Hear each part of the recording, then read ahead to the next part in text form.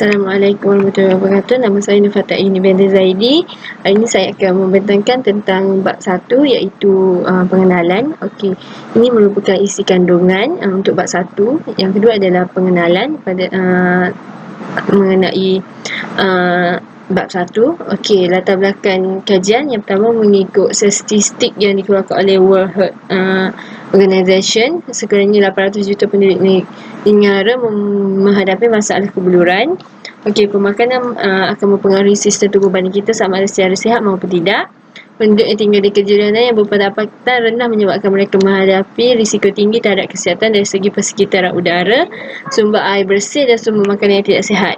Di kawasan pedalaman negeri Sabah untuk mendedahkan bahawa terdapat kawasan pendapatan yang miskin di dalam negara memerlukan bantuan daripada pelbagai pihak. Okey, seterusnya penyataan masalah. Pengkaji cuba merungkai bahawa isu terhadap kemiskinan yang tinggi dan makanan yang bersih di kawasan pedalaman negeri Sabah perlu diberi perhatian oleh pelbagai pihak. Okey, seterusnya tujuan dan objektif adalah bertujuan mengesah hubungkai antara faktor kemiskinan serta kesukaran untuk mendapatkan sumber makanan yang bersih di kawasan penempatan mereka, selain mendedahkan kualiti kehidupan serba kekurangan mereka kepada pihak bertanggungjawab. Okey, untuk persoalan kajian yang perlu dijawab, sejauh manakah hubungan antara tahap kemiskinan dan kesukaran mendapatkan makanan bersih bagi penduduk di Sabah? Apakah kaedah dan solusi yang sesuai untuk dijalankan bagi menyelesaikan masalah malnutrisi di Sabah? Yang ketiga, sejauh manakah capaian sumber makanan bersih dan sihat di kawasan lokasi kajian? Untuk kepentingan kajian, dijalankan adalah untuk mendedahkan kepada beberapa agensi pertumbuhan bukan kerajaan, NGO dan kerajaan untuk memberi bantuan selain pada memikirkan cara yang efektif untuk membantu golongan miskin ini dari penempatan kawasan pedalaman di negeri Sabah. Untuk skop kajian, dilaksanakan ini akan membantu terhadap hubungan tahap kemiskinan terutama di kawasan negeri Sabah dan sumber bekalan makanan yang bersih. Hal ini juga kerana sumber makanan yang merupakan keperluan asas yang diperlukan bagi setiap kehidupan. Okey, rumusan untuk bab 1 adalah bertujuan untuk mendedahkan kepada masyarakat tentang masih ada golongan-golongan miskin terutamanya pedalaman negeri Sabah yang memerlukan bantuan khusus. Mereka tidak mempunyai keperluan asas yang mencukupi. Oleh itu, dengan adanya kajian ini dapat membuka mata pelbagai pihak untuk berganding bahu membantu mereka. Sekian, terima kasih. Allah Ta'ala wabarakatuh. Nama saya Nakiuddin Amin bin Syamsuddin. Nama mantik saya AB190082. Dan pembentangan saya pada hari ini adalah berkaitan dengan kajian literatur. Ini adalah isi kandungan untuk bahagian literatur. Ada demografi penempatan di Sabah, teori bekalan makanan sihat, tahap kemiskinan yang tinggi dan juga kajian yang terdahulu. Baiklah, untuk penempatan di Sabah, demografi ini dia merupakan satu pengajian saintifik mengenai populasi manusia dan terdapat dua cabang utama demografi, iaitu analisis demografi dan juga pengajian kependudukan. Analisis demografi adalah satu komponen perubahan penduduk iaitu fertility, maksudnya kesuburan, mortality, kematian dan juga migrasi iaitu penghijrahan. Pengajian kependudukan pula adalah tentang hubungan antara komponen perubahan penduduk dan juga faktor-faktor lain seperti sosioekonomi, genetik, biologi dan juga geografi. Faktor penempatan di Sabah. Faktor penentu pola penempatan ini bergantung kepada bentuk-bentuk pola penempatan di sesuatu kawasan. Faktor fizikal merupakan satu faktor utama dalam penentuan pola penempatan di sesebuah kawasan, diikuti dengan faktor fizikal mikro dan juga faktor-faktor yang lain seperti faktor geografi, budaya. Manakala untuk bahagian teori pula, menurut Muhammad Hassan dan juga Muhammad Aziz pada tahun 2018, teori merupakan satu pembangunan yang terbahagi kepada tiga sifat penting. Ketiga-tiga sifat tersebut merupakan satu proses perubahan secara terus-menerus, usaha untuk menaikkan tahap pendapatan per kapita dan juga kenaikan pendapatan per kapita tersebut tu mestilah berterusan dalam jangka masa yang panjang. Hal ini juga disokong oleh Dr. Fanny Chelip iaitu pada tahun 2010. Baiklah, seterusnya adalah teori Rostow. Teori Rostow ni dikemukakan oleh Walt Whitman Rostow pada tahun 1950 sehingga tahun 1960. Teori Rostow ni terbahagi kepada 6 teori, iaitu tahap perekonomian tradisional, tahap berkondisi tinggi landas, tahap tinggal, tahap menuju kedewasaan dan juga tahap konsumsi masa. Okey, seterusnya kita masuk kepada bekalan makanan sihat. Bekalan makanan sihat ni, makanan sihat adalah makanan yang terhindar daripada kotoran dan juga makanan yang berkhasiat untuk tubuh manusia. Makanan sihat juga ni boleh dikaitkan dengan pemakanan yang seimbang.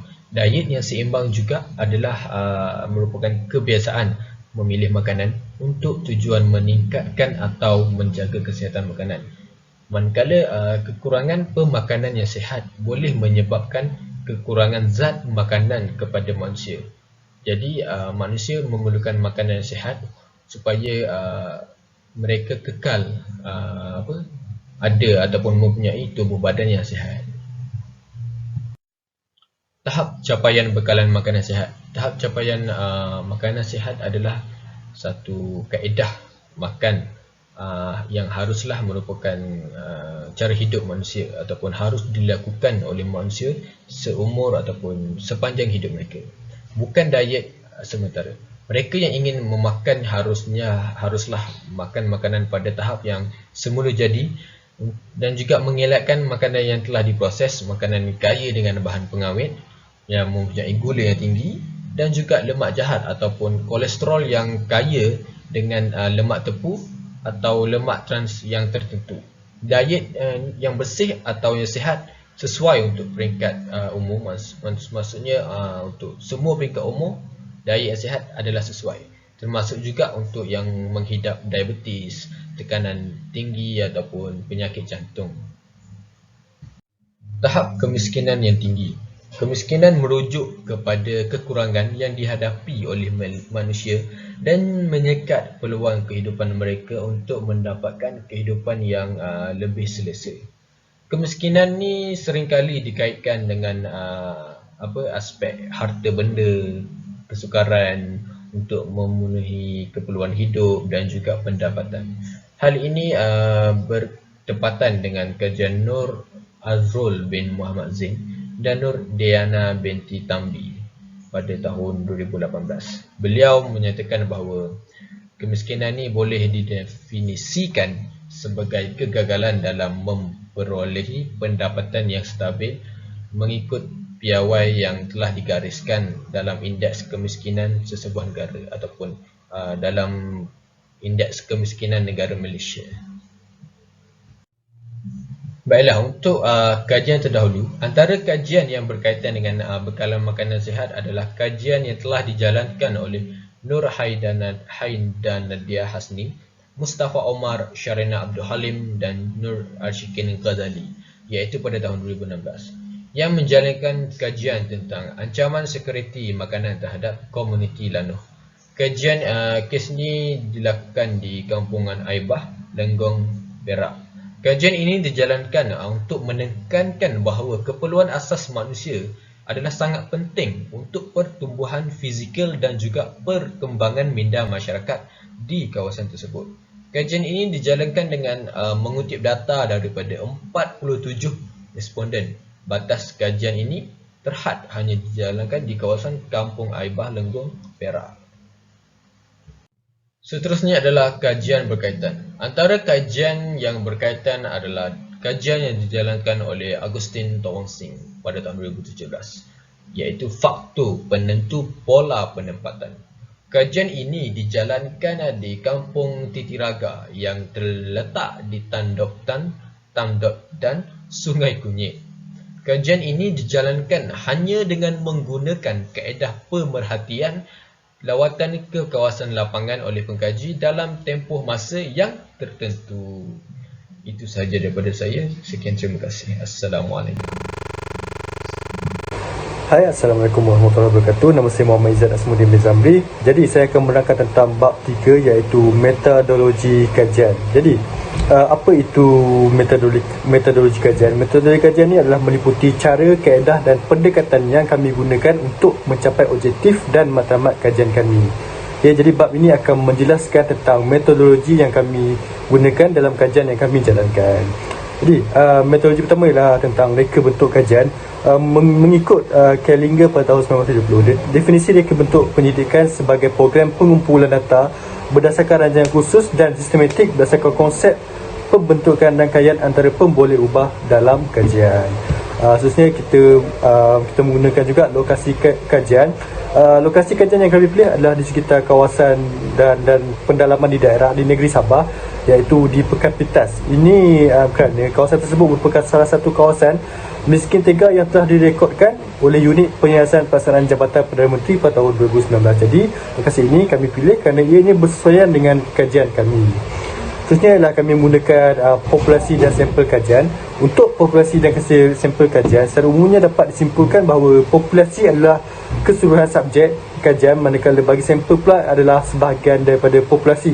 Jadi populasi adalah kesan data yang menjadi pusat perhatian seseorang pengkaji dalam ruangan lingkup dan masa yang ditetapkan. Populasi pula adalah berkaitan dengan data-data. Jika seseorang manusia memberi sesuatu data, maka ukuran atau banyaknya populasi akan sama dengan banyaknya manusia. Ini adalah instrumen kajian. Kami menggunakan kaedah SOSIDEK, iaitu melalui pendekatan kuantitatif. Persoalan kajian dijelaskan dalam bentuk numerik. Dan khususnya kami juga menggunakan kajian rintis, iaitu tujuan kajian rintis ni dijalankan adalah untuk memastikan segala instrumen kajian yang kami jalankan bersesuaian untuk digunakan dalam kajian sebenar kajian rintis. Kajian sebenar. Kajian rintis juga melaporkan mengenai ujian kesahan dan kebolehpercayaan. Dan akhir sekali kami menggunakan kaedah analisis data. Jadi kajian ini dijalankan dengan mengutip data melalui soal sidik dan ujian bertulis, dan kemudian data diproses dengan menggunakan Microsoft SL dan juga Package Statistik Sains Sosial SPSS.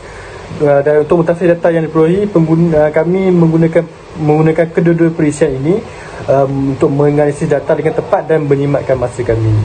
So rumusannya ialah, bagi kami sebagai pengkaji, kami telah dapat menentukan dan memilih metod yang betul dalam kajian yang kami jalankan. Jadi metod juga merupakan cara bagaimana pengkaji seperti kami dapat maklumat, bahan, sumber rujukan dan data berkaitan dengan projek dan kajian yang kami jalankan. So itu sahaja daripada saya. Sekian, terima kasih.